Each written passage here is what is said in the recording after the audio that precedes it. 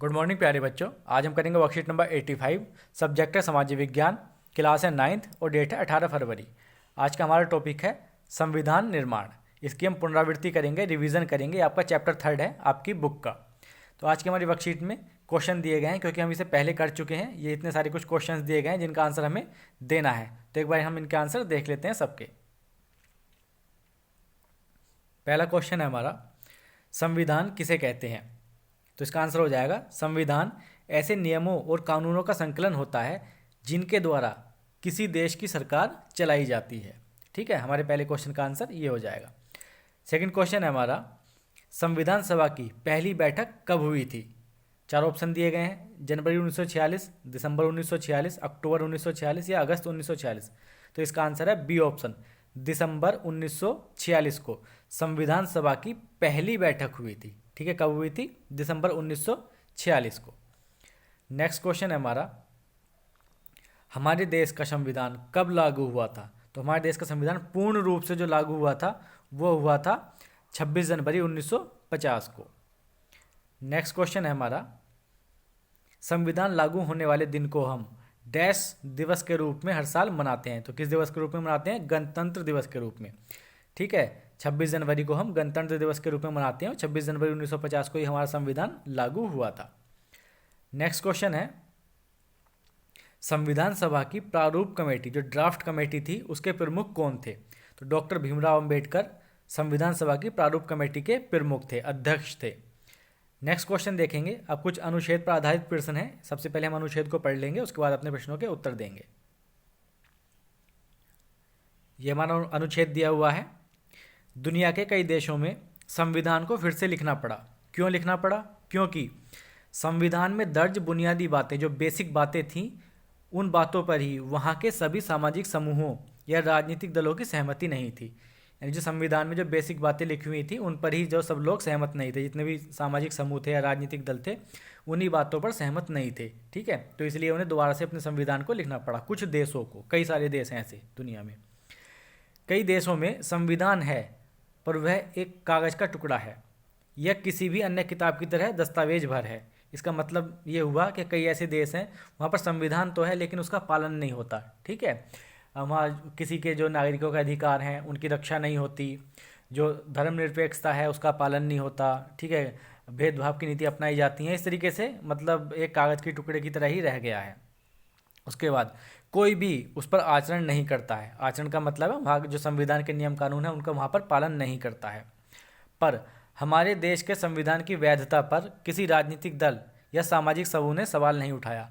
यह हमारे देश के संविधान की असाधारण उपलब्धि है। तो हम इसके क्वेश्चंस देख लेंगे। पहला क्वेश्चन है, दुनिया के कई देशों को संविधान दोबारा क्यों लिखना पड़ा? इसका आंसर भी हम देखेंगे। दूसरा क्वेश्चन है, संविधान का आचरण करने से आप क्या समझते हैं? इसका आंसर भी हम देखेंगे। थर्ड है हमारा संविधान कैसे असाधारण है? तो यहाँ पर दिया हुआ है थर्ड का आंसर। तो हमारे देश के संविधान की वैधता पर किसी राजनीतिक दल या सामाजिक समूह ने सवाल नहीं उठाया है।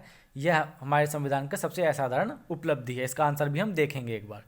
तो देख लेते हैं हम इनके आंसर्स। पहला क्वेश्चन था हमारा, दुनिया के कई देशों को संविधान दोबारा क्यों लिखना पड़ा? तो इसका आंसर है, दुनिया के कई देशों को संविधान दोबारा लिखना पड़ा क्योंकि वहाँ के संविधान में दर्ज बुनियादी बातों पर ही वहाँ के सामाजिक समूहों या राजनीतिक दलों की सहमति नहीं थी। दूसरा क्वेश्चन है, संविधान का आचरण करने से आप क्या समझते हैं? तो इसका आंसर हो जाएगा, संविधान के आचरण का अर्थ होता है संविधान में दर्ज नियम व कानूनों का पालन करना। नेक्स्ट क्वेश्चन है, हमारा संविधान कैसे असाधारण है? तो हमारा संविधान असाधारण क्यों है? क्योंकि ये दुनिया का सबसे बड़ा लिखित संविधान होने के बावजूद भी जो हमारे देश का संविधान है वह सभी राजनीतिक दलों के लिए, सभी सामाजिक समूहों के लिए स्वीकार्य है। तो इसका आंसर हम इस तरीके से लिखेंगे, हमारा संविधान असाधारण है क्योंकि दुनिया का सबसे बड़ा लिखित संविधान होने के बावजूद भी हमारे देश का संविधान सभी राजनीतिक दलों और सामाजिक समूहों के लिए स्वीकार्य है। नेक्स्ट क्वेश्चन है, संविधान क्यों जरूरी है? इसका आंसर हो जाएगा, किसी भी देश को सही तरीके से चलाने के लिए संविधान की जरूरत पड़ती है।